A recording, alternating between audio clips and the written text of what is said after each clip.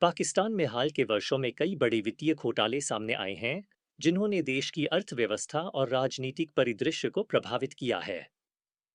ये घोटाले छोटे-मोटे भ्रष्टाचार से लेकर बड़े पैमाने के धोखाधड़ी तक फैले हुए हैं, जिनमें अधिकारी और संस्थाएं शामिल हैं। सबसे हालिया मामलों में से एक 2024 का नेशनल हाईवे अथॉरिटी घोटाला है। नेशनल अकाउंटेबिलिटी ब्यूरो ने एनएचए में 25 अरब रुपए के कथित गबन की जांच शुरू की। यह राशि सुक्कुर हैदराबाद मोटरवे के लिए थी, जिसे कथित तौर पर धोखाधड़ी वाले अनुबंधों और बढ़ी हुई बिलिंग के माध्यम से डाइवर्ट किया गया था। कई व्यक्तियों को गिरफ्तार किया गया, जिनमें पूर्व NHA chairman captain Mohammad Khurram Agha भी शामिल थे।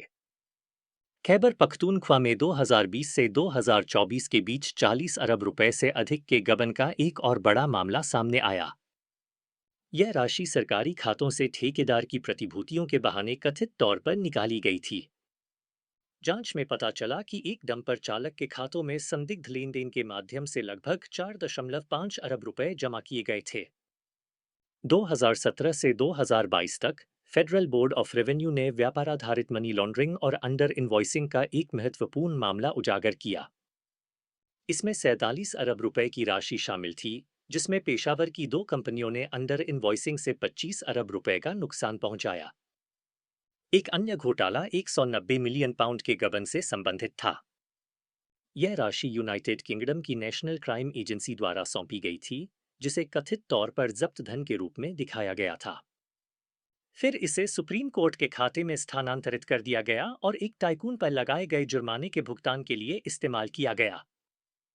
2022 से 2023 में हस्कोल पेट्रोलियम लिमिटेड घोटाला सामने आया, जिसमें 54 अरब रुपए का वित्तीय घोटाला शामिल था।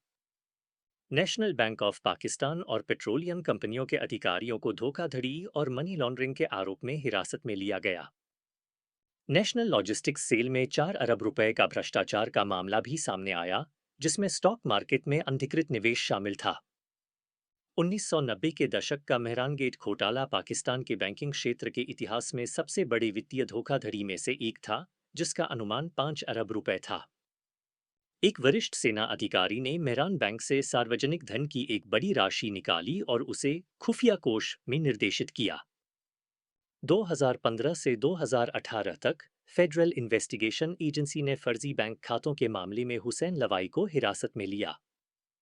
आसिफ अली जरदारी और उनकी बहन फरियाल तालपुर भी इन फर्जी खातों का उपयोग करके संदिग्ध लेन देन में कथित तौर पर शामिल थे। पाकिस्तान में भ्रष्टाचार कई कारकों से सुगम होता है, जिनमें कमजोर शासन और पारदर्शिता की कमी शामिल है। मनी लॉन्ड्रिंग भी एक बड़ी चुनौती है, जिसमें ड्रग और मानव तस्करी, भ्रष्टाचार और आतंकवाद के वित्त पोषण जैसे वित्तीय अपराध शामिल हैं। उच्च स्तरीय भ्रष्टाचार के मामले, जैसे कि पूर्व प्रधानमंत्रियों नवाज शरीफ और इमरान खान के खिलाफ सत्ता के दुरुपयोग को उजागर करते हैं। राज्य के स्वामित्व वाले संस्थानों जैसे पाकिस्तान इंटरनेशनल एयरलाइंस और पाकिस्तान रेलवे में कुप्रबंधन से भारी वित्तीय नुकसान हुआ है।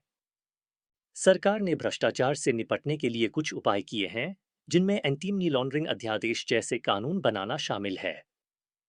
नेशनल अकाउंटेबिलिटी ब्यूरो जैसे भ्रष्टाचार विरोधी निकायों की स्थापना भी की गई है। वित्तीय निगरानी इकाई को संदिग्ध लेन देन रिपोर्ट का प्रबंधन करने के लिए पाकिस्तान की वित्तीय खुफिया इकाई के रूप में स्थापित किया गया है। ये उपाय पाकिस्तान में वित्तीय पारदर्शिता और जवाबदेही को बेहतर बनाने की दिशा में महत्वपूर्ण कदम है।